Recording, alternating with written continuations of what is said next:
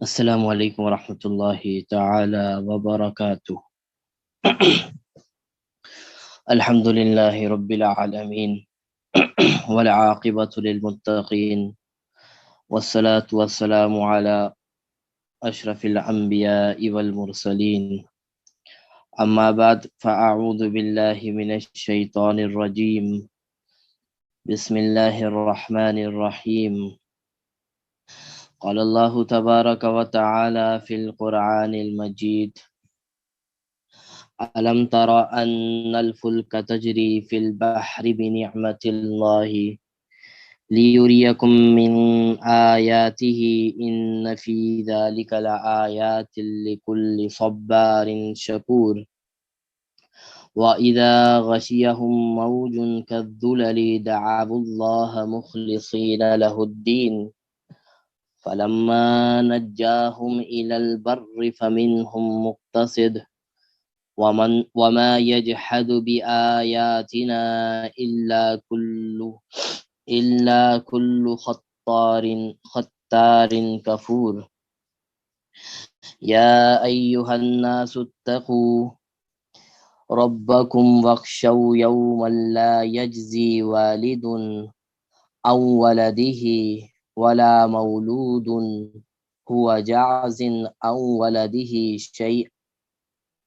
والده شيئا إن وعد الله حق فلا تغرنكم الحياة الدنيا ولا يغرنكم بالله الغرور إن الله عنده علم الساعة وينزل الغيث ويعلم ما في الأرحام وما تدري نفس ماذا تكسب غدا وما تدري نفس بأي أرض تموت إن الله عليم خبير صدق الله العظيم۔ وقال النبي صلى الله عليه وسلم من صلى علي مرة واحدة صلى الله عليه عشرا أو كما قال عليه الصلاة والسلام۔ سبحانك لا علم لنا إلا ما علمتنا إنك أنت العليم الحكيم رب اشرح لي صدري ويسر لي أمري واحلل عقدة من لساني يفقهوا قولي۔ اللہ تبارک و تعالی نے ہمیں رمضان المبارک کا الحمدللہ دوسرا جمعہ بھی نصیب فرما دیا ہے۔ جمعہ کا دن تمام دنوں کا سردار ہے، اور جب یہ جمعے کا دن رمضان المبارک میں آتا ہے تو اس جمعے کی ویلیو، اس جمعے کی خاصیت اور بڑھ جاتی ہے۔ اور اس کے ساتھ ساتھ رحمت کے عشرے کا آج آخری روزہ بھی ہے، 10واں روزہ ہم آج رکھ کر بیٹھے ہوئے ہیں، اور مغرب کی اذان کے وقت ہمارا دوسرا عشرہ شروع ہو جائے گا۔ اللہ تبارک و تعالی کا یہ جو رمضان کا مہینہ ہمیں نصیب فرمانا ہے، یہ رمضان کا معاملہ بڑا عجیب ہے۔ یہ رمضان بڑا عجیب مہینہ ہے۔ قرآن مجید اور احادیث کا مطالعہ بتاتا ہے کہ جب بھی اللہ تبارک و تعالی سے دعا مانگی جائے، یا اللہ تبارک و تعالی نے کوئی بھی دعا انسانوں کو سکھائی، وہ احادیث کی دعا ہو یا قرآن مجید کی دعا ہو، سب سے پہلے اس دعا میں یہ سکھایا گیا ہے کہ اللہ تبارک و تعالی سے مغفرت مانگو، کہ اللہ سے مغفرت مانگو گے تو اللہ تبارک و تعالی تمہیں مغفرت کے بعد رحمت نصیب فرمائے گا۔ کوئی بھی آپ دعا اٹھا کے دیکھ لیں، کوئی بھی دعا جو بھی آپ کو یاد ہے، جیسے ربنا اغفر لی ولی والدی، اس میں بھی سب سے پہلے مغفرت ہے۔ ربنا ولا تحملنا ما لا طاقت لنا به واعف عنا واغفر لنا پھر ورحمنا واغفر لنا پھر ورحمنا پھر انت مولانا فانصرنا علی القوم الکافرین. تو یہ تو ایک دو مثال دی. اس کے علاوہ جتنی بھی دعائیں ہیں سب کے اندر پہلے مغفرت کی بات آتی ہے پھر رحمت کی بات آتی ہے. لیکن یہ اللہ تبارک و تعالیٰ کا بڑا عجیب معاملہ، بڑا زبردست معاملہ کہ اللہ تبارک و تعالیٰ نے جو رمضان کا مہینہ نصیب فرمایا، اس کے اندر مغفرت کو اللہ تبارک و تعالیٰ بعد میں لے کر آ رہے ہیں، بلکہ رحمت کو اللہ تبارک و تعالیٰ پہلے لے کر آ گئے.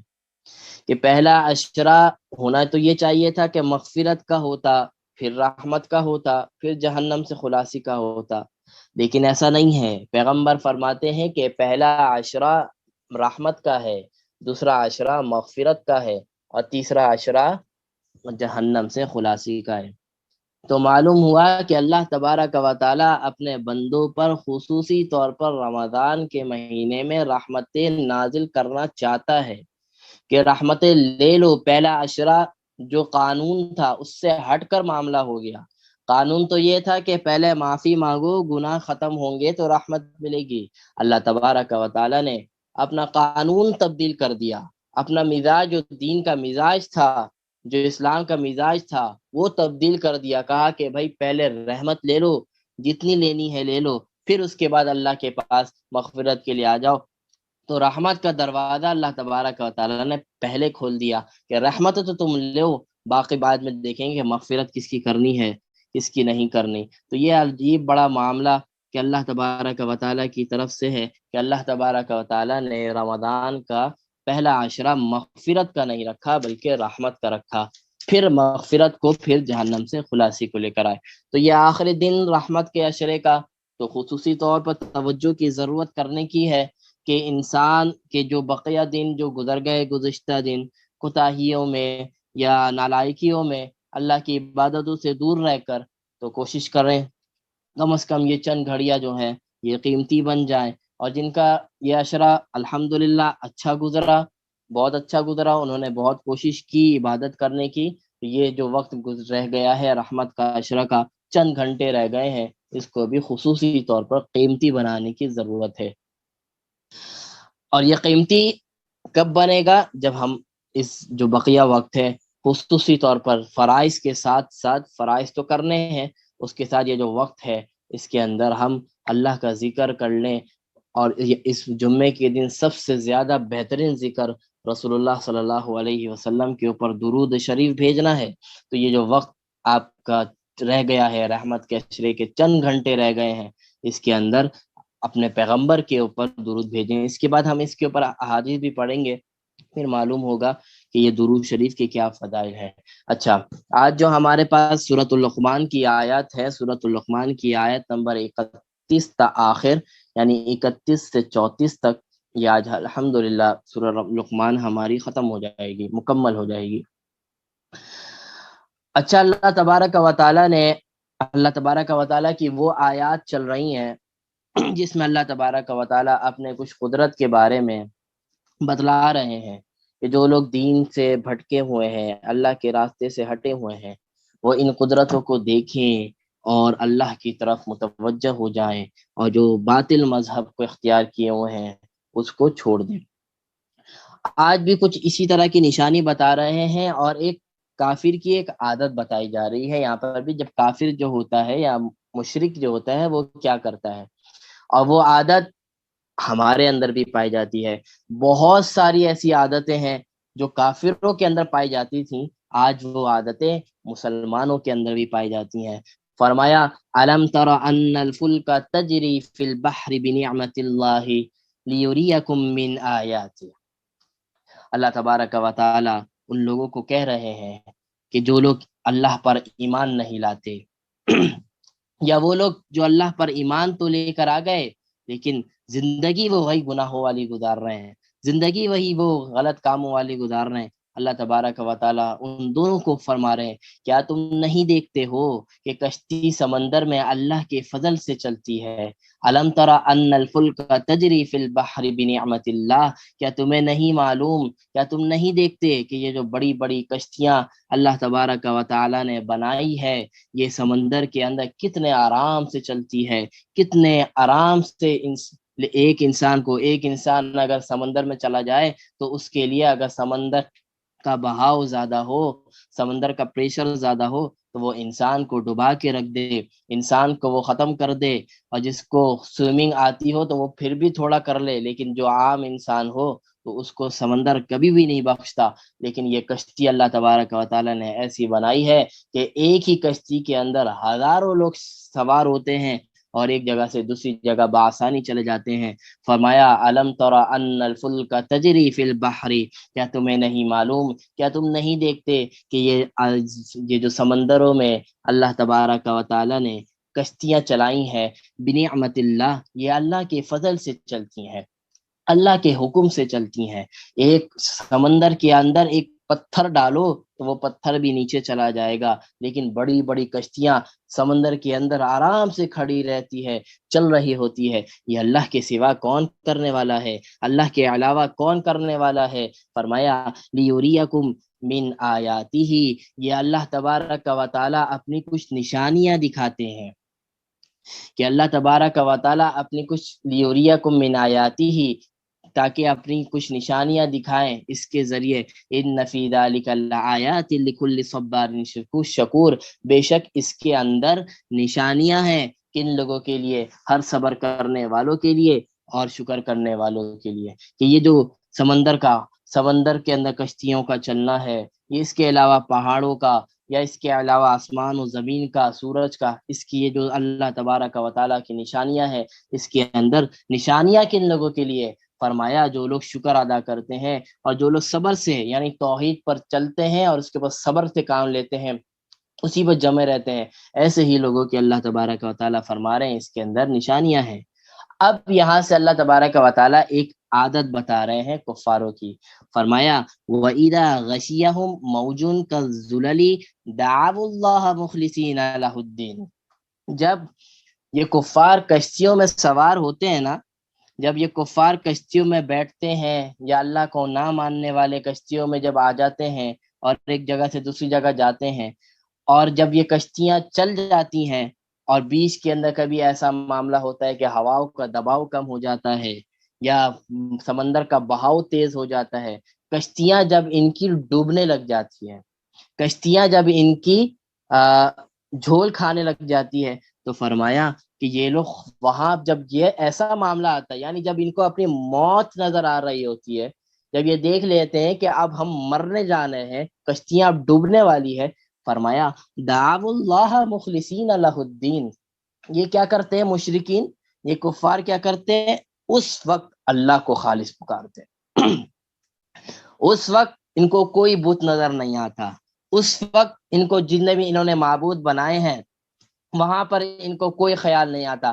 فرمایا اللہ فرما رہے دعوا اللہ مخلصین لہ الدین، اس موقع پر یہ کفار اور مشرکین کیا کرتے ہیں؟ خالص اللہ کو پکارتے ہیں، خالص کیا کرتے ہیں؟ اللہ کو پکارتے ہیں۔ اور جو جن بتوں کی عبادت اس سے پہلے کر رہے تھے، دوسروں کو جو معبود بنایا ہوا تھا، وہاں پر ان لوگوں کا خیال بھی نہیں آتا، وہاں پہ ان کا دل اللہ کو ڈائریکٹ پکارتا ہے۔ فرمایا فَلَمَّا نَجَّاهُمْ إِلَى الْبَرِّ فَمِنْهُمْ مُقْتَصِدٌ، اور جب ہم ان کو نجات دے دی جاتی ہے، جب اللہ تبارک و تعالیٰ ان کی باتوں کو سن لیتا ہے، ان کی دعاؤں کو، ان کی پکار کو سن لیتا ہے اور وہ معاملہ ختم ہو جاتا ہے، اللہ تبارک و تعالیٰ خشکی کی طرف ان کو لے جاتا ہے، ان کو نجات دے دیتا ہے، وہ معاملے سے نکال دیتا ہے، تو یہ لوگ دوبارہ اسی کی طرف لوٹ جاتے ہیں، یہ لوگ دوبارہ انہی بتوں کی طرف لوٹ جاتے ہیں، یہ لوگ دوبارہ انہی سرکشیوں کے اندر لوٹ جاتے ہیں۔ جب پھنستے ہیں تو اللہ کو خالص ہو کر پکارتے ہیں، جب اللہ تعالیٰ آسانیاں دے دیتا ہے، جب اللہ تعالیٰ اس مشکلات سے نکال دیتا ہے، تو کیا کرتے ہیں؟ وہی اپنی، چاہیے تو یہ تھا کہ اللہ کا شکر ادا کرتے کہ اللہ نے تمہیں بچا لیا، اب بعد والی زندگی بھی اسی طرح گزارو جیسے تم نے اللہ کو وہاں پر پکارا تھا، لیکن یہ جب ان کو نجات مل جاتی ہے تو وہی اسی روش میں آ جاتے ہیں، وہی اپنے بتوں کو پکارنا، یہ ساری چیزیں ان کی شروع ہو جاتی ہے۔ اب یہ نشانیاں کفار کی بتائی گئی، تو ہمیں سوچنا چاہیے کیا ہمارے یہ نشانیاں تو نہیں پائی جاتی؟ کہیں ایسا تو نہیں ہے کہ ہم کبھی مشکلات میں پھنستے ہیں، کوئی مشکل آتی ہے رزق کی تنگی کے حوالے سے، یا اولاد کی نافرمانی کے حوالے سے، یا اولاد کے نہ ہونے کے حوالے سے، یا کسی بیماری کے حوالے سے، کوئی بھی مصیبت جب انسان کو آتی ہے تو انسان اس وقت کیا کرتا ہے؟ بڑا اللہ اللہ کرتا ہے، اللہ کو بڑا پکارتا ہے، اللہ کے ساتھ ہو جاتا ہے، نمازیں اس کی شروع ہو جاتی ہیں، ساری چیزیں اس کی شروع ہو جاتی ہیں، وظائف نوافل سب شروع ہو جاتے ہیں۔ لیکن جیسے ہی اللہ تبارک و تعالیٰ وہ مصیبت ہٹاتا ہے، جیسے ہی اللہ تبارک و تعالیٰ وہ معاملات اس سے دور کرتا ہے، تو انسان کیا کرتا ہے؟ پھر وہی اسی روش پہ آ جاتا ہے۔ وہی انسان جو کل اللہ کو پکار رہا تھا، وہی پھر نمازوں سے دور ہو جاتا ہے، وہی پھر دوسرے معاملات سے دور ہو جاتا ہے۔ ہمارا نوجوان طبقہ جب امتحانات ہونے جا رہے ہوتے ہیں، جب نتیجہ یا رزلٹ آنے والا ہوتا ہے، تو اللہ کو پکارتا ہے، اللہ کو بہت یاد کرتا ہے کہ میرے مارکس اچھے آ جائیں، میرے یہ معاملات حل ہو جائیں، یہ ساری چیزیں۔ لیکن جب مارکس اچھے آ جاتے ہیں، جب رزلٹ اچھا آ جاتا ہے، امتحان اچھے ہو جاتے ہیں، تو وہی انسان، وہی نوجوان مسجد سے غائب ہو جاتا ہے، نمازوں سے غائب ہو جاتا ہے۔ تو یہ انسان اپنے آپ کے اوپر یہ آیت کو اپنے آپ پر فٹ کرے کہ کہیں میں تو ایسا نہیں ہوں کہ خوشی کے موقع پر اللہ کو بھول جاتا ہوں، غمی کے موقع پر اللہ کو یاد کرتا ہوں۔ تو ہمیں چاہیے کہ جب غمی کے موقع پر، مصیبت کے موقع پر جب اللہ کو یاد کیا جاتا ہے، تو اللہ تبارک و تعالیٰ کو خوشی کے موقع پر بھی یاد کرنا چاہیے، آسانی کے موقع پر بھی اسی رب کے لیے جھکنا چاہیے، اسی رب کے لیے ساری نوافل پڑھنے چاہیے۔ اور حدیث میں آتا ہے کہ جب انسان خوشی کے موقع پر،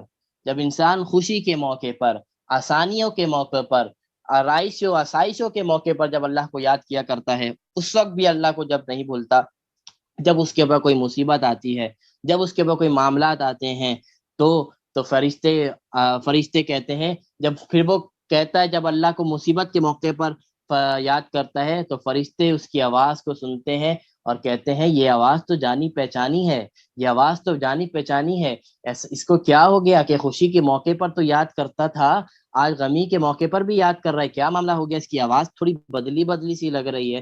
تو اللہ سے وہ فرشتے سفارش کرتے ہیں کہ اللہ یہ تو آپ کو خوشی کے موقع پر بھی یاد کر رہا تھا، آج اس پہ غمی آئی ہے، آج بھی اللہ کو آپ کو یاد کر رہا ہے، اس کے اوپر یہ جو غم کے معاملات ہیں، جو مشکلات ہیں، اس کے اوپر سے دور فرما دے۔ تو فرشتے ایسے لوگوں کی کیا کرتے ہیں؟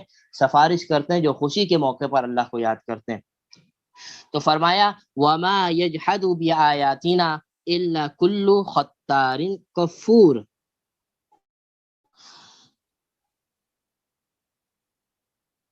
اچھا، فرمایا کہ ہماری آیتوں کے اندر، ہماری آیتوں کا انکار، ہماری نشانیوں کا انکار نہیں کرتا، ہماری نشانیوں کا انکار نہیں کرتا مگر وہ شخص جو کون ہے؟ جو ناشکرا ہے، اور جو خطار سے مراد ہوتا ہے وہ شخص جو باغی ہے، یعنی اللہ کے احکام سے باغی ہوا ہے، اسلام سے باغی ہوا ہے، دور ہوا ہے۔ تو وہی لوگ کیا کرتے ہیں؟ اللہ کی آیتوں کو کیا کرتے ہیں؟ جھٹلاتے ہیں، اللہ کی آیتوں کو کیا کرتے ہیں؟ اس کا انکار کرتے ہیں۔ آگے اوپر فرمایا تھا کہ اللہ کی نشانیوں سے سبق وہ لوگ لیتے ہیں جو صابر ہیں اور شاکر ہیں، اور جو لوگ سبق نہیں لیتے، جو اللہ کی آیتوں کو جھٹلاتے ہیں، وہ لوگ کون ہیں؟ جو باغی ہیں اور ناشکرے ہیں۔ تو آگے، اچھا، تو یہ بات ہم نے آج پڑھی۔ اچھا، آگے اللہ تبارک و تعالی کچھ قیامت کا منظر بتا رہے ہیں کہ قیامت کے دن کیا ہوگا۔ فرمایا یا ایھا الناس اتقوا ربکم واخشوا یوما لا یجزی والد عن ولدہ۔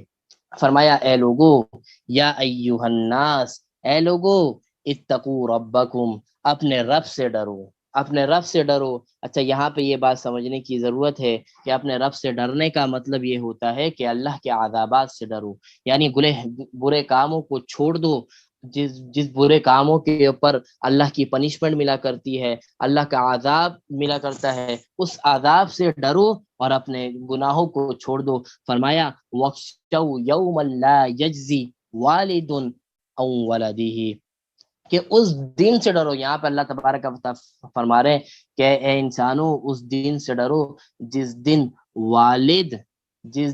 والد اپنے بیٹے کے کام نہیں آئے گا۔ فرمایا قیامت کا منظر ایسا ہوگا، آج اگر بیٹے کو کوئی تکلیف ہو جائے، بیٹے کے اوپر کوئی معاملات آ جائیں، تو والد کیسے اس کی تکلیف کو دور کرنے کے لیے پریشان رہتا ہے، کیسے اس کی نیندیں اڑ جاتی ہیں کہ میرا بچہ کسی طرح اس تکلیف سے نکل جائے۔ لیکن قیامت کا منظر یہ ہوگا کہ والد وہاں پر قیامت کے دن والد بھی اپنی فکر کر رہا ہوگا، بیٹا بھی اپنا فکر کر رہا ہوگا۔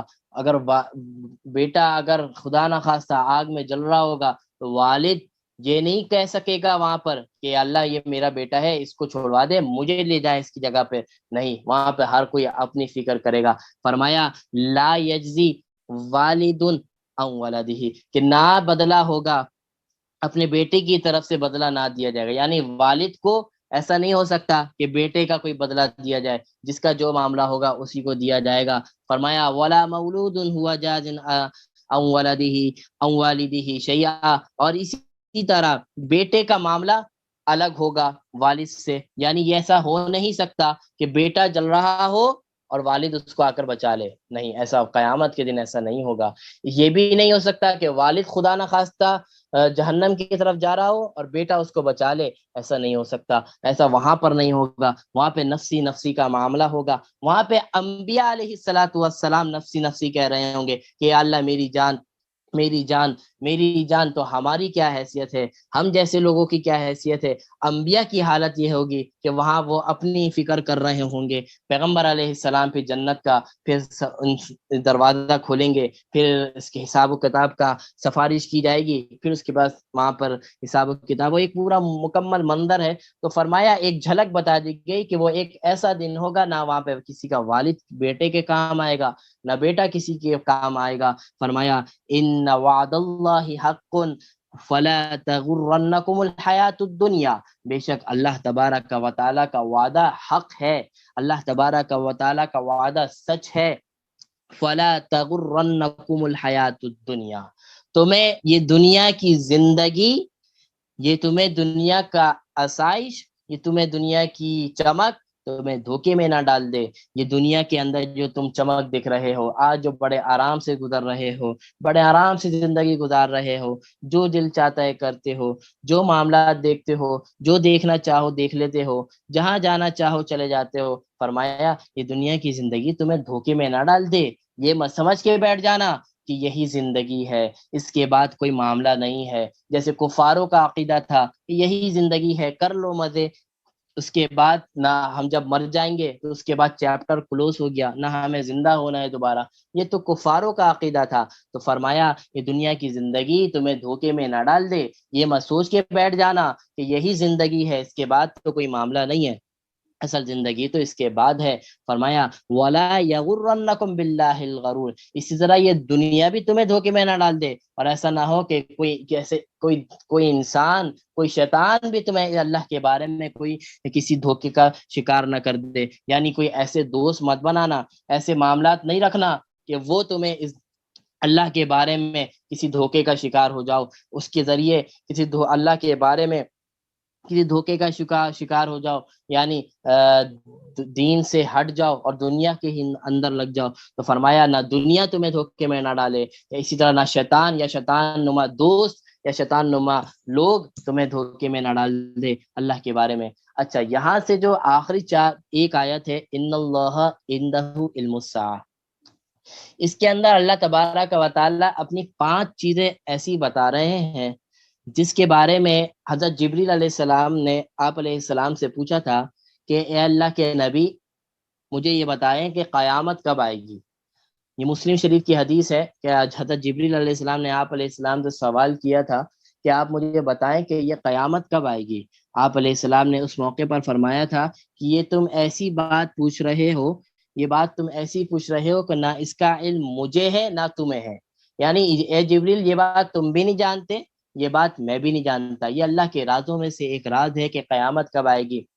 اور فرمایا تھا آپ علیہ السلام نے اس موقع پر فرمایا تھا کہ 5 چیزیں ایسی ہیں جس کے بارے میں اللہ تبارک و تعالیٰ کے علاوہ کوئی شخص نہیں جانتا, کوئی اس کی پیشن گوئی نہیں کر سکتا. پھر آپ علیہ السلام نے اس آیت کی تلاوت فرمائی تھی سورہ لقمان کی. فرمایا ان اللہ عندہ علم الساعہ, بے شک اللہ ہی کو معلوم ہے, اللہ ہی کے پاس اس کا علم ہے قیامت کے دن کا. یعنی قیامت کب آئے گی, کس وقت آئے گی, یہ صرف اللہ کو معلوم ہے. ہاں, جو قیامت کی نشانیاں ہیں جو رسول اللہ صلی اللہ علیہ وسلم نے بتلائی ہیں, وہ نشانیاں تیزی سے آ رہی ہیں اور بہت بڑی بڑی نشانیاں ابھی آنی باقی ہیں. تو وہ نشانیاں تو ہم دیکھ رہے ہیں, لیکن ایگزیکٹ قیامت کب آئے گی, کس دن آئے گی, کیا ایسا ہوگا, تو یہ صرف اللہ کو معلوم ہے, کوئی اس کے معاملے میں. تو اس آیت سے معلوم ہوا کہ یہ جو سوشل میڈیا کے اوپر, یہ جو یوٹیوب کے اوپر طرح طرح کی باتیں چل رہی ہوتی ہیں کہ 2021 میں قیامت, 2022 میں قیامت, 2034 میں یہ ہو جائے گا, یہ ہو جائے گا, اس سے بالکل جھوٹ ہے. یہ اللہ تبارک و تعالیٰ واضح فرماتا ہے ان اللہ عندہ علم الساعہ, قیامت کا علم صرف اللہ کو ہے, پیغمبر علیہ السلام کو بھی نہیں ہے, صرف اللہ کو معلوم ہے. فرمایا اس کی دوسرے نمبر پہ کیا فرمایا, وَيُنَزِّلُ الْغَيْثَ, اور یہ بارش کب ہوگی یہ بھی اللہ کے علاوہ کسی کو معلوم نہیں ہے.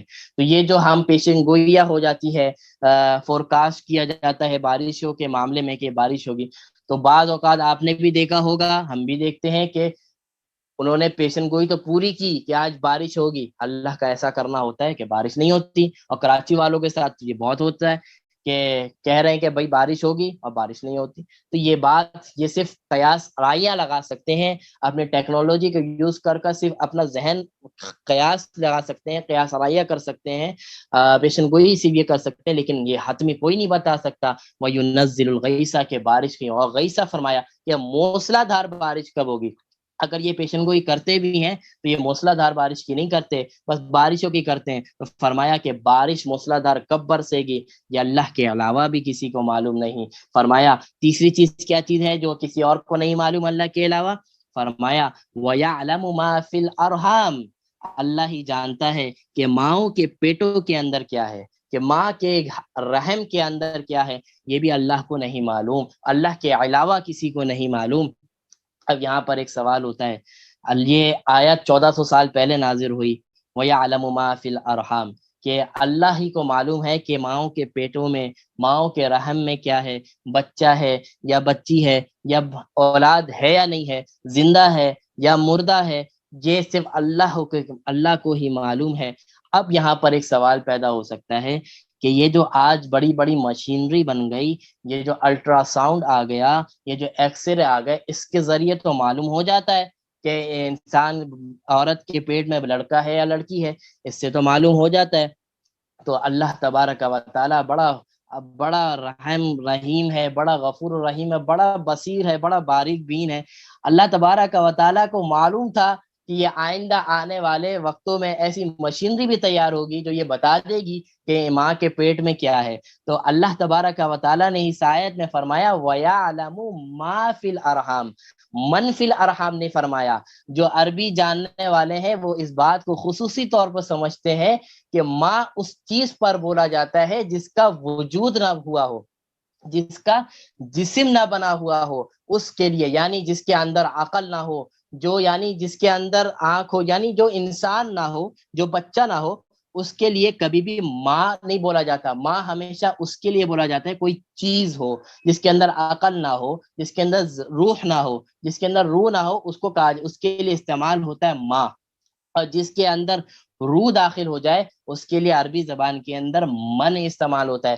فرمایا وَيَعْلَمُ مَا فِي الْأَرْحَامِ, یہ جو الٹرا ساؤنڈ والی جو مشین تمہیں بتا رہی ہے کہ ماں کے پیٹ میں لڑکا ہے یا لڑکی ہے, تو یہ مشینری اس وقت بتاتی ہے جب بچے کا وجود تیار ہو جاتا ہے, جب وجود مکمل بن جاتا ہے, جب اس کے باڈی پارٹس پورے بن جاتے ہیں, تب مشین بتاتی ہے کہ یہ لڑکا ہے یا لڑکی ہے. جب اس کا وجود بنتا نہیں ہے, جب وہ گوشت کا لوتھڑا ہوتا ہے، جب وہ خون جمع ہوا خون ہوتا ہے ماں کے پیٹ میں، تو کوئی بھی مشین نہیں بتا سکتی کہ یہ کیا، یہ لڑکی بنے گا یا لڑکا بنے گا۔ تو اللہ تبارک و تعالیٰ نے فرمایا کہ جو چیز ماں کے پیٹ میں ہے، یعنی وہ لوتھڑا، وہ خون جمع ہوا، جو ایک پورا ایک جو مشینری اللہ تبارک و تعالیٰ جس طرح ایک بچے کی ولادت کرتا ہے، اس کو پالتا ہے ماں کے پیٹ میں، تو فرمایا کہ وہ شخص کوئی بھی مشینری نہیں بتا سکتی کہ یہ جو گوشت کا لوتھڑا ہے، یہ جو خون کا ٹکڑا ہے، یہ کل یہ لڑکا بنے گا یا لڑکی بنے گا۔ تو اللہ کی بصیرت کو کیا کیا بات فرمایا، وَيَعْلَمُ مَا فِي الْأَرْحَامِ، کوئی نہیں بتا سکتا کہ ماں کے پیٹ میں کیا ہے۔ اور اس کا دوسرا جواب یہ بھی ہے کہ اللہ ہی کو معلوم ہے کہ شادی کے بعد کتنے ایسے معاملات ہوتے ہیں کہ اولاد نہیں ہوتی، تو اللہ ہی کو معلوم ہے کہ شادی کے بعد کس کے یہاں اولاد ہوگی، کس کے یہاں اولاد نہیں ہوگی۔ شادی سے پہلے کوئی بھی مشینری آپ چیک اپ کروا لیں، کوئی بھی مشینری آپ کو نہیں بتا سکے گی کہ شادی کے بعد اس کی اولاد ہو سکے گی یا نہیں ہو سکے گی، تو یہ اللہ ہی کو معلوم ہے، اللہ ہی کے علم میں ہے۔ یہ تیسری چیز بتایا کہ یہ اللہ کے علاوہ کوئی اور نہیں جانتا۔ اور چوتھی چیز فرمایا کہ وہ چیز جو اللہ کے علاوہ کوئی نہیں جانتا، فرمایا وما تدری نفس ماذا تکسب غدا، یہ چیز بھی صرف اللہ کو معلوم ہے کہ انسان کل کیا کرے گا، اس کے بارے میں کوئی نہیں بتا سکتا کہ میں کل کیسی زندگی گزاروں گا، کل تو کیا اگلا 1 گھنٹہ میرا کیسا ہوگا۔ کوئی بڑے سے بڑا سائنسدان، کوئی سے بڑا نجومی نہیں بتا سکتا کہ اس کا کل کیسا ہوگا۔ جو نجومیاں جو باتیں کرتے ہیں، یہ ان کی قیاس آرائیاں ہیں خالی، اللہ کے علاوہ کسی کو نہیں معلوم۔ وما تدری نفس ماذا تکسب غدا، کہ انسان کل کیا کرے گا، اس کے بارے میں اللہ کے علاوہ کسی اور کو معلوم نہیں۔ اور آخری چیز فرما دی کہ یہ بھی اللہ کے علاوہ کوئی بھی نہیں جانتا، فرمایا وما تدری نفس بأی ارض تموت، کہ انسان کس زمین پر مرے گا، کہ انسان کہاں مرے گا، اس کی موت کہاں آئے گی۔ فرمایا یہ چیز بھی اللہ کے علاوہ کوئی نہیں بتا سکتا کہ انسان جہاں رہتا ہے وہی مرے گا یا کسی دوسرے گھر میں مرے گا، کہیں سفر میں مرے گا، یا بہت سے ایسے معاملات ہوتے ہیں کہ انسان نے ساری زندگی ایک گھر میں گزاری، لیکن جب اس کے موت کا وقت آیا تو وہ کہیں سفر میں تھا، تو سفر کے اندر اس کا انتقال ہو گیا۔ تو پوری زندگی اس نے گھر میں گزاری، لیکن موت اس کی سفر کے اندر آئی۔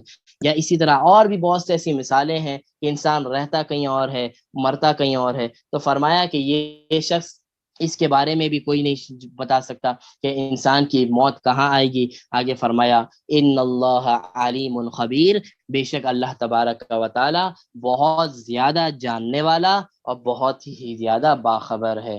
تو یہ سورۃ اللقمان آج الحمدللہ ثم الحمدللہ آج ہماری مکمل ہوئی۔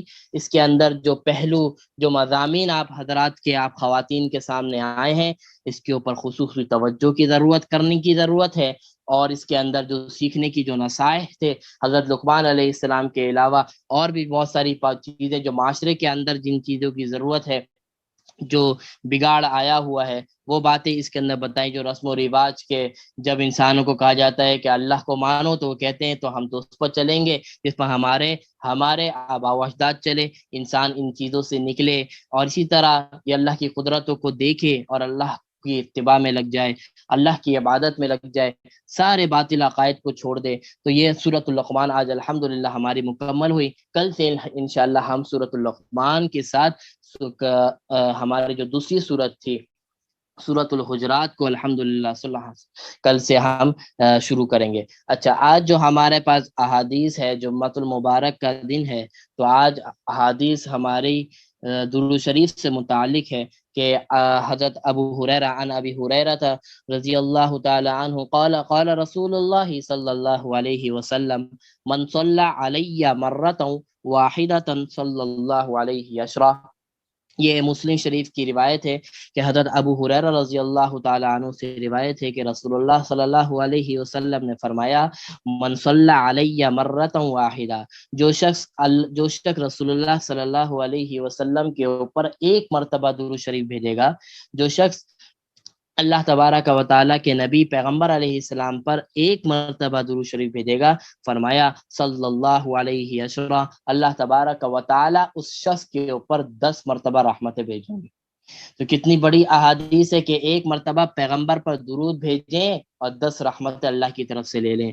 تو جب انسان ایک سے زیادہ دو، تو اس کو آپ ڈیوائڈ کرتے رہیں، ملٹیپلائی کرتے رہیں کہ کتنی رحمتیں بن جائیں گی۔ تو خصوصی طور پر جمعۃ المبارک کا دن، اس کے اندر جو وقت رہ گیا ہے، چند گھنٹے رہ گئے ہیں، رحمت کا عشرہ بھی اپنے اختتام پر ہے، تو یہ وقت قیمتی بن جائے۔ اور قیمتی اس وقت کو قیمتی بنانے کا سب سے بہترین آپشن جو نظر آ رہا ہے وہ فرائض کے علاوہ جو چیز ہے، فرمایا وہ درود شریف کو خوب زیادہ پڑھنے کی ضرورت ہے۔ آگے جو حدیث یہ بھی درود شریف سے متعلق ہے، فرمایا ان انس قال قال رسول اللہ صلی اللہ علیہ وسلم من صلی علیہ صلاۃ واحدۃ صلی اللہ علیہ عشرا صلوات وحطت عنہ عشر خطیئات ورفعت له عشر درجات۔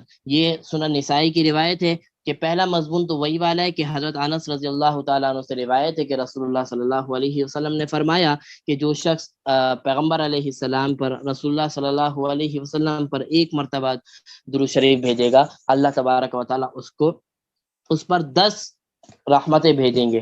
اچھا، آگے اس کے اندر 2 چیزیں اور فرمائی حدیث میں، فرمایا کہ 10 رحمتیں بھیجیں گے، اور فرمایا 10 گناہوں کو معاف بھی کر دیں گے۔ 10 گناہوں کو کیا کر دیں گے؟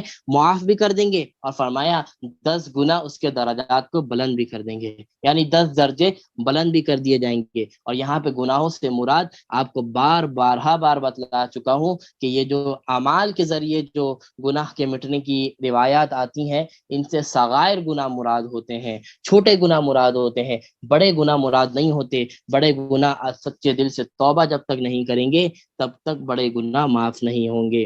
اچھا، آج کی ایک اور حدیث درود شریف سے ہی متعلق ہے، ابن مسعود قال قال رسول اللہ صلی اللہ علیہ وسلم اول الناس بیوم القیامت اکثرهم علی الصلاۃ۔ یہ ترمذی شریف کی روایت ہے، حضرت عبداللہ بن مسعود رضی اللہ تعالیٰ عنہ سے روایت ہے، رسول اللہ صلی اللہ علیہ وسلم نے فرمایا قیامت کے دن مجھ سے قریب ترین اور مجھ سے قریب شخص وہ ہوگا۔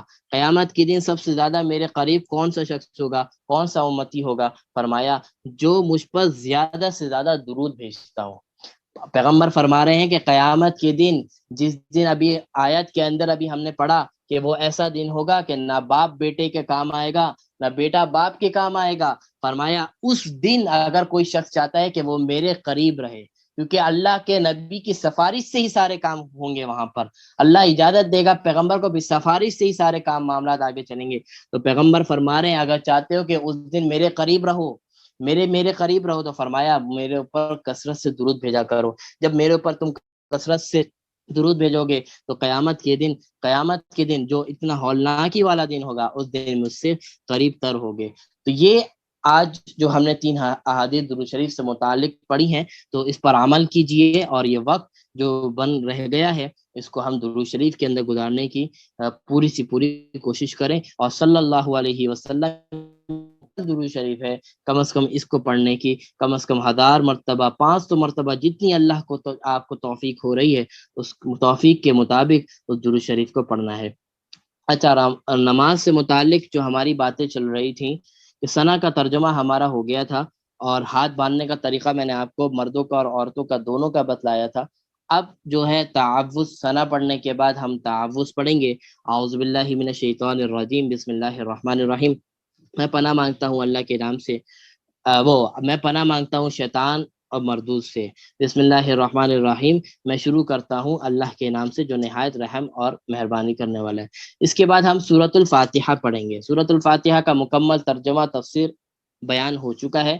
اس کے بعد ہم کوئی سی بھی سورت پڑھیں گے، چھوٹی سی چھوٹی اگر سورت بھی پڑھنا چاہیں تو کم از کم 3 آیتوں والی سورت پڑھنا لازم ہے، جس کے اندر 3 آیت ہو، یعنی سورۃ الکوثر، یا اتنی بڑی کوئی ایسی بڑی آیت ہو جس کو جو 3 آیتوں کے برابر ہو، تو یہ پڑھی جا سکتی ہے نماز کے اندر۔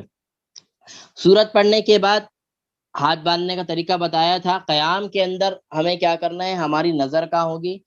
قیام کے اندر جب ہم تلاوت کر رہے ہوں گے تو اس موقع پر جب ہم ہاتھ باندھ کر کھڑے ہوں گے تو اس وقت ہماری نظریں سجدے کی جگہ پہ ہونا چاہیے، جہاں پر ہماری سجدہ کرتے ہیں وہاں پر ہماری نظر ہونی چاہیے. یہ سنت ہے. سنت کے مطابق میں نماز پڑھنے کا مکمل طریقہ بما ترجمہ بتا رہا ہوں کہ جب انسان جب قیام کی حالت میں ہو تو اس کی نظر سجدے کی طرف ہونا چاہیے. اچھا، اس کے بعد کیا کرنا ہے؟ تلاوت کر لی، تلاوت کے بعد اللہ اکبر کہہ کر ہم رکوع کے اندر جائیں گے. اللہ اکبر کہہ کے جب رکوع کے اندر چلے گئے تو مردوں کے لیے ضروری ہے کہ وہ اپنے آپ کو اتنا جھکا لیں کہ یہ گھٹنے تک ہاتھ آپ کا پہنچ جائے، اور مضبوطی کے ساتھ آپ اپنے گھٹنے کو پکڑ لیں. مضبوطی کے ساتھ اپنے آپ گھٹنے کو پکڑ لیں. پکڑنا ہے، صرف ہاتھ نہیں رکھنا. مردوں کے لیے حکم ہے کہ وہ گھٹنے کو پکڑیں گے اچھی مضبوطی کے ساتھ، اور ان کا پیٹھ کا لیول اتنا ہونا چاہیے کہ اماں عائشہ فرماتی ہیں کہ حضور علیہ السلام جب رکوع کیا کرتے تھے تو اگر ان کے پیٹھ کے اوپر کوئی دودھ کا پیالہ رکھ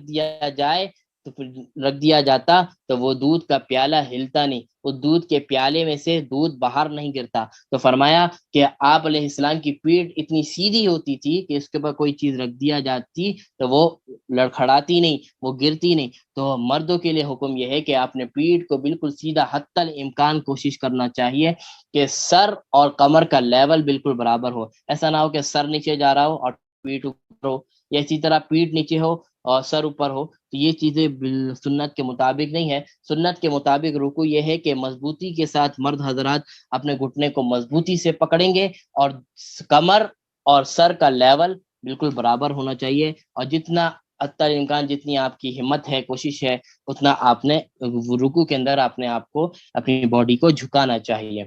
اچھا، خواتین کیا کریں گی؟ خواتین کے لیے حکم یہ ہے کہ ساتھ پکڑیں گی نہیں بلکہ صرف گھٹنے کے اوپر دونوں ہاتھ رکھیں گی. یعنی یہ کہ ہاتھ ان کا گھٹنوں تک پہنچ جائے، بس یہ کرنا ہے، پکڑنا نہیں ہے. اور پیٹھ کو بھی بہت زیادہ نہیں جھکانا. ایسا نہ ہو کہ زیادہ جھکایا اور آپ کا جو اسکارف ہے، دوپٹہ ہے، وہ کھلا اور بے پردگی ہونے لگ جائے. تو پردے کا خیال خاص طور پر رکھنا ہے. تو بس اتنا جھکنا ہے کہ آپ کا ہاتھ گھٹنوں تک پہنچ جائے. یہ عورتوں کا ہے کہ عورت بس اتنا جھکے کہ ہاتھ گھٹنے تک پہنچ جائیں، اور مرد اتنا جھکے کہ گھٹنوں کو مضبوطی سے پکڑ لیں اور پیٹھ اور سر کا لیول بالکل برابر ہو. اور اس کے اندر ہم پڑھیں گے رکوع کی تسبیح پڑھیں گے. فرمایا کیا پڑھنا ہے؟ سبحان ربی العظیم. یہ کم از کم 3 مرتبہ، 5 مرتبہ یا 7 مرتبہ، یعنی یہ ہے کہ طاق عادات میں 8 نمبر کے حساب سے اس کو پڑھنا ہے. سبحان ربی العظیم، اس کا ترجمہ یہ ہے کہ پاک ہے اللہ کی ذات جو عظمت والا ہے. یعنی میرا رب پاک ہے اور عظمت والا ہے. یعنی عظیم ہے اور پاک کون ہے؟ میرا رب ہے. یہ اس کا ترجمہ ہے. اب اس کے بعد ہم نے پڑھ لیا.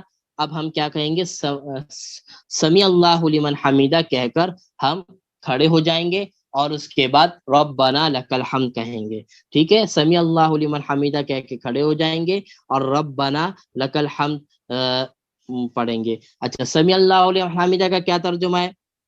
کہ اللہ نے سمی اللہ لمن حمیدہ، اللہ نے اس کی تعریف سن لی جس نے اللہ کی تعریف کی. یعنی اللہ نے اس بندے کی بات سن لی جس نے اس کی تعریف کی. اس کا ترجمہ یہ ہے کہ جو ہم نے تعریف کی سمی اللہ لمن حمیدہ، یا اس سے پہلے یعنی تلاوت کے اندر جو ہم نے تعریف اللہ کی ہے سورہ فاتحہ کے اندر، تو فرمایا سمی اللہ لمن حمیدہ، اللہ نے یہ تعریف کیا کر لی ہے؟ سن لی ہے. اب سمی اللہ لمن حمیدہ کہنے کے بعد بالکل اسٹیٹ کھڑے ہو جائیں گے.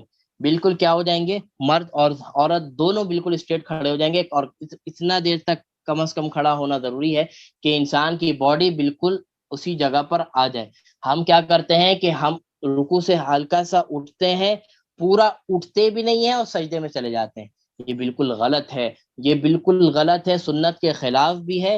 اور بعض اوقات یہ واجب بھی ہے کہ انسان اتنا دیر کھڑا ہو کہ اطمینان ہو جائے. اور انسان جب واجب چھوڑ دیتا ہے تو سجدہ سہو لازم آتا ہے. تو جب سجدہ سہو لازم نہیں آیا اور آپ نے سجدہ سہو نہیں کیا تو آپ کی نماز ہی نہیں ہوگی. تو اس کے اندر خصوصی توجہ کی ضرورت ہے. یہ جو کوتاہی ہوتی ہے، ہم جلدی میں جلد بازی میں لگے ہوئے ہوتے ہیں. تو رکوع کرنے کے بعد سمی اللہ لمن حمیدہ کہہ کر چند سیکنڈ کے لیے کھڑے ہو جائیں آرام سے، قومیں جس کو قوما کہتے ہیں، کھڑے ہو جائیں، پھر آرام سے ربنا لک الحمد کہیں، پھر اللہ اکبر کہہ کے سجدے کے اندر جائیں گے۔ تو یہ آج ہم نے رکوع تک ہم نے پڑھ لیا۔ یہ رکوع میں ہمیں کیا کرنا ہے؟ سمیع اللہ لمن حمیدہ کہنا ہے اور ربنا لک الحمد پڑھنا ہے۔ اور ربنا لک الحمد کا مطلب کیا ہے کہ اے رب، ربنا لک الحمد، یعنی اس کا ترجمہ کیا ہے؟ فرمایا کہ تمام تعریفیں اے رب، ربنا لک الحمد آپ کے لیے ہے، تمام تعریفیں آپ کے لیے ہے۔ ربنا اے ہمارے رب، لک الحمد تعریفیں جو ہیں وہ سب آپ کے لیے ہیں۔ تو یہ آرام سے اطمینان کے ساتھ سمیع اللہ لمن حمیدہ کہہ کر اسٹریٹ کھڑے ہونا ہے اور ہاتھ کو بالکل اسٹریٹ رکھنا ہے، باندھنا نہیں۔ بہت سے لوگ ہاتھ پکڑ لیتے ہیں اس موقع پر، بالکل اسٹریٹ رکھنا ہے اور ربنا لک الحمد بڑے اطمینان کے ساتھ کہنا ہے۔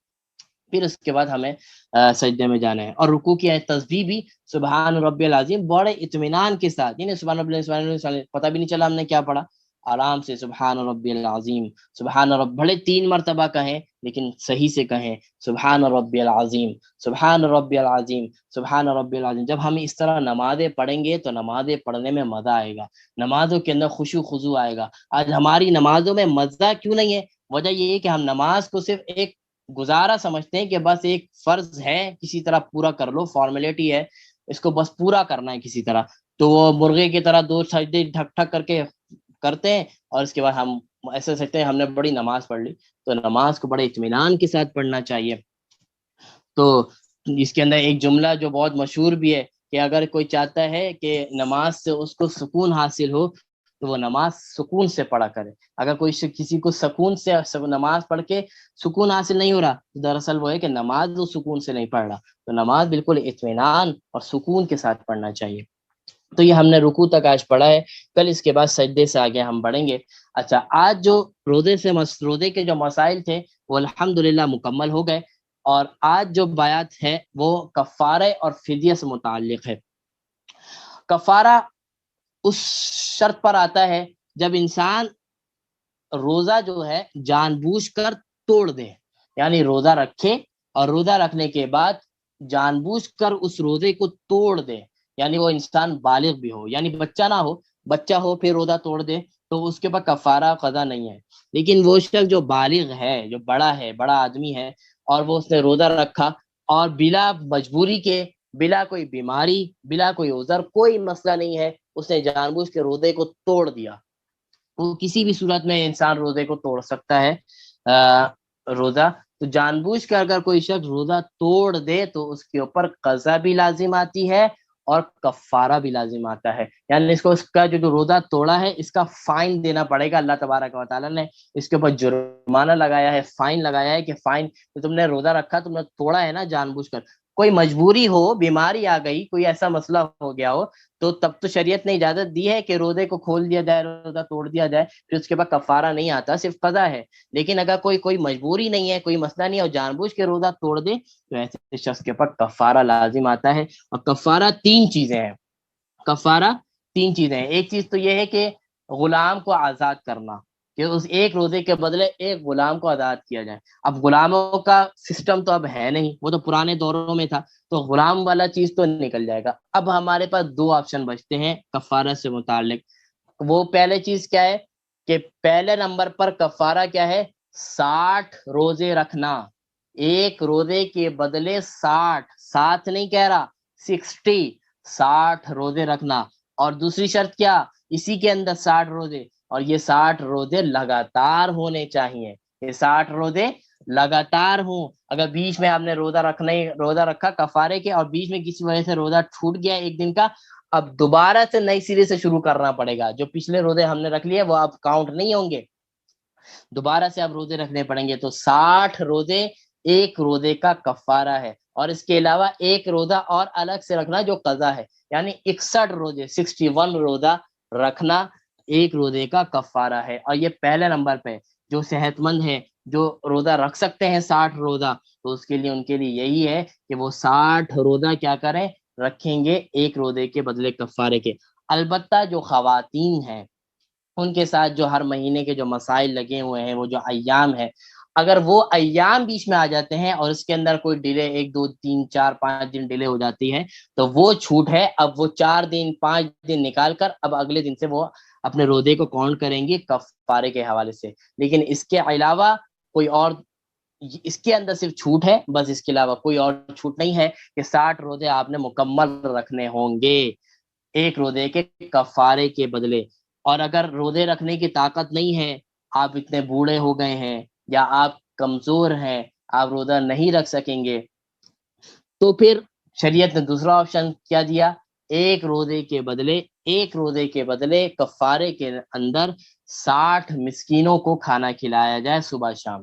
یعنی صبح شام 60 مسکینوں کو کھانا کھلایا جائے، یہ ایک روزے کا کفارہ ہے. اور یہ دوسرا آپشن ہے اگر جس کو 60 روزے کی رکھنے کی وہ نہیں ہے. تو جو شخص روزہ جان بوجھ کے توڑ دے اس کے اوپر کفارہ لازم ہے. کفارہ میں نے بتا دیا کہ ایک پہلا آپشن تو یہ ہے کہ 60 روزے لگاتار رکھے، ایک دن بھی بیچ میں سے مس نہ ہو.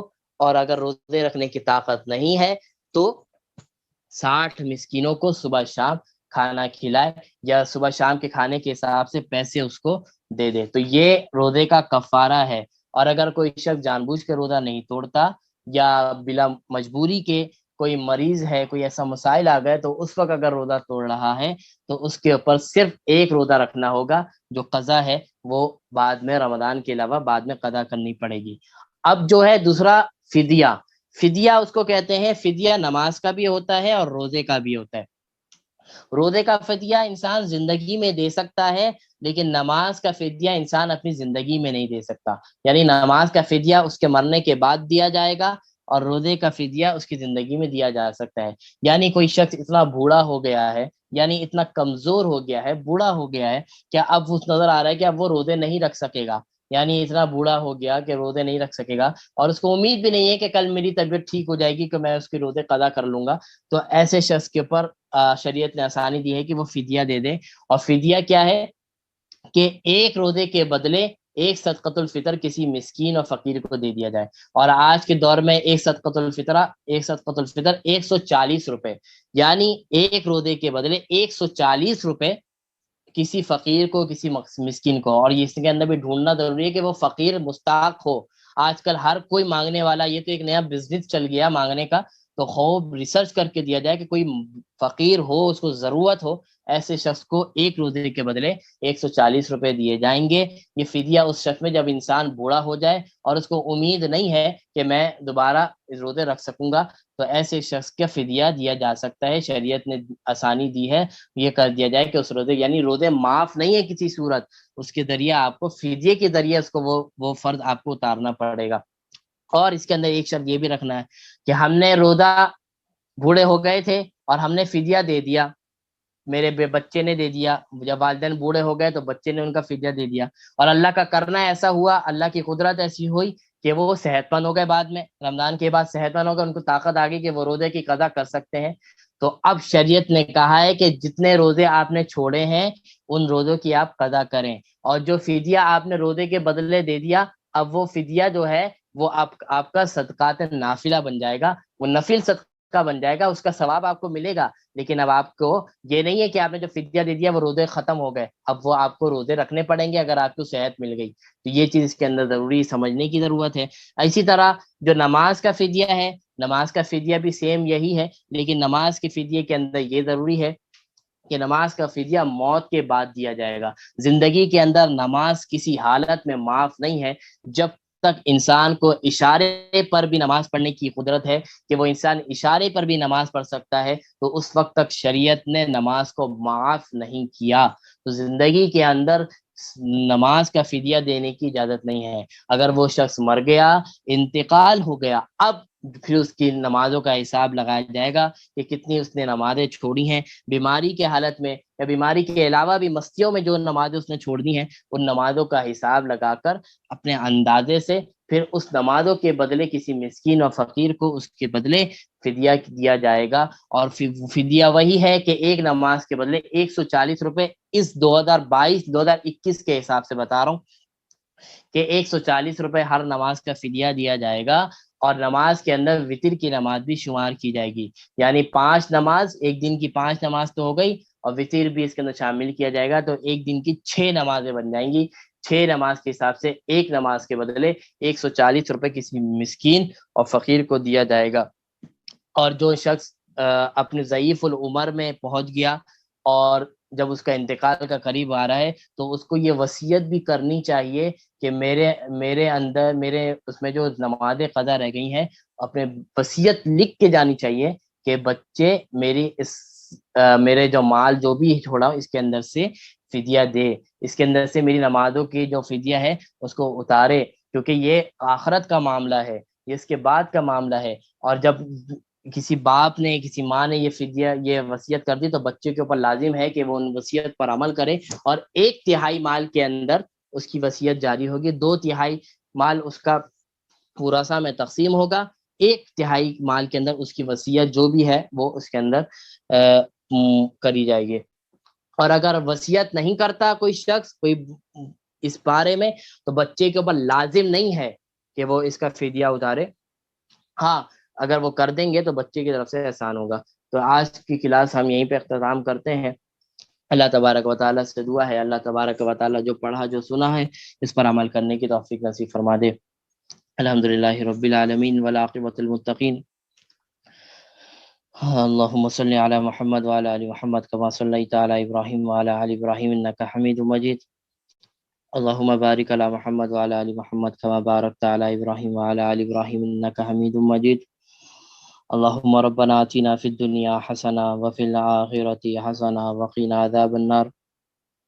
رب اغفر وارحم وأنت خير الراحمين۔ رب اغفر وارحم وأنت خير الراحمين۔ رب اغفر وارحم وأنت خير الراحمين۔ اللهم ربنا لا تزغ قلوبنا بعد إذ هديتنا وهب لنا من لدنك رحمة إنك أنت الوهاب۔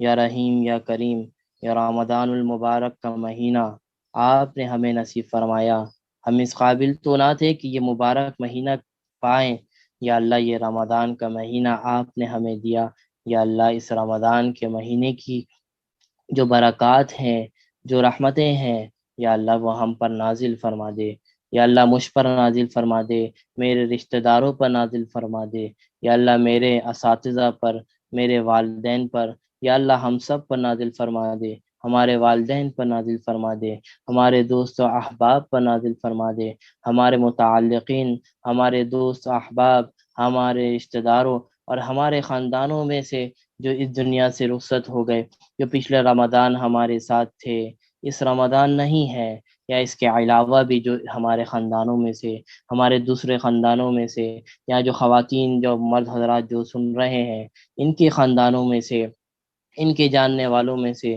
جو حضرات بھی اس دنیا سے رخصت ہو گئے، یا اللہ اس رمضان کی رحمتیں برکتیں یا اللہ ان پر بھی نازل فرما دے، یا اللہ ہمیں معاف فرما دے۔ یا اللہ یہ رمضان المبارک کا مہینہ بڑی تیزی سے گزر رہا ہے، یا اللہ یہ جمعہ کا مبارک گھڑی چل رہی ہے، چند گھنٹے باقی ہیں، یا اللہ یہ رحمت کا عشرہ ہم سے جا رہا ہے، یا اللہ یہ رحمت کا عشرہ ہمیں چھوڑ کر جا رہا ہے، یا اللہ جس طرح ہم اس رحمت کے عشرے کی اللہ ہمیں قدر کرنے کی ضرورت تھی، یا اللہ جس طرح ہمیں اس رحمت کے عشرے کی قدر کرنے کی ضرورت تھی، یا اللہ ہم جانتے ہیں،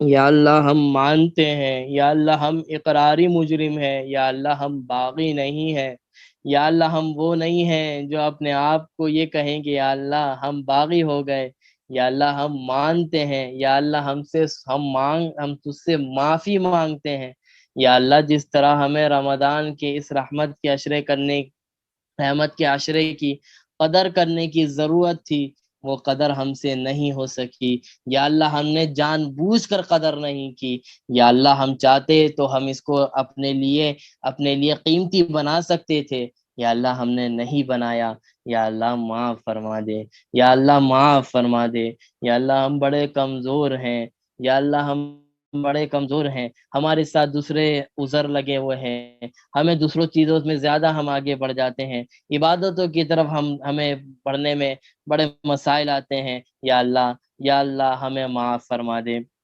یا اللہ ہمیں معاف فرما دے، یا اللہ یہ رمضان کا مبارک گھڑیاں، یا اللہ یہ رحمت کا عشرہ گزرنے کو ہے، یا اللہ یہ رحمت کا عشرہ بس گزرنے ہی کو ہے، یا اللہ رحمت نازل فرما دے، یا اللہ رحمت ہم پر اونڈیل دے، یا اللہ رحمت ہم پر نازل فرما دے، رحمت یا اللہ ہم پر اونڈیل دے، یا اللہ ایسا نہ ہو کہ رمضان کا رحمت کا عشرہ چلا جائے اور آپ کی رحمت سے ہم محروم ہو جائیں، یا اللہ ایسا نہ ہو، یا اللہ ایسا نہ ہو، یا اللہ ایسا نہ ہو، یا اللہ رحمت کا عشرہ اگر جا رہا ہے تو رحمت ہمیں دیتے ہوئے چلا جائے، رحمت ہمیں نازل کرتے ہوئے چلا جائے، یا اللہ یہ رحمت کا عشرہ ہم پر آیا اور جانے والا ہے، یا اللہ یا اللہ یا اللہ ہمیں یا اللہ اس رحمت کے عشرے کی یا اللہ جو چند گھنٹے رہ گئے ہیں ابھی کچھ ہمیں قیمتی بنانے کی توفیق دے دے، اپنے پیغمبر پر درود شریف پڑھنے کی توفیق دے دے، یا اللہ قرآن مجید کی تلاوت کرنے کی توفیق دے دے، یا اللہ یہ تیری ہی توفیق ہوتی ہے جو ہم عبادت کر لیتے ہیں، ہماری بس کی کیا بات، ہماری کیا طاقت جو ہم تیری عبادت کر سکیں، یا اللہ ہم پر اپنے خصوصی کرم والا معاملہ فرما دے، خصوصی کرم والا معاملہ فرما دے۔ اللہم صلی علی محمد وعلی آل محمد كما صليت على إبراهيم وعلى آل إبراهيم إنك حميد مجيد، اللهم بارك على محمد وعلى آل محمد كما باركت على إبراهيم وعلى آل إبراهيم إنك حميد مجيد۔ یا اللہ اس رحمت کی برکت سے جو بیمار ہیں گھروں میں، اسپتالوں میں، جہاں کہیں بھی کسی بھی بیماری کا یا کسی بھی مسائل کا شکار ہیں، سب کو مسائل سے دور فرما دے، سب کو صحت کاملہ عاجلہ مستمرہ نصیب فرما دے۔ اللہم صلی علی محمد كما صليت على إبراهيم وعلى آل إبراهيم إنك حميد مجيد، اللهم بارك على محمد وعلى آل محمد كما باركت على إبراهيم وعلى آل إبراهيم إنك حميد مجيد، سبحان ربك رب العزة عما يصفون وسلام على المرسلين والحمد لله رب العالمين، آمين برحمتك يا أرحم الراحمين۔ السلام علیکم ورحمۃ اللہ تعالی وبرکاتہ۔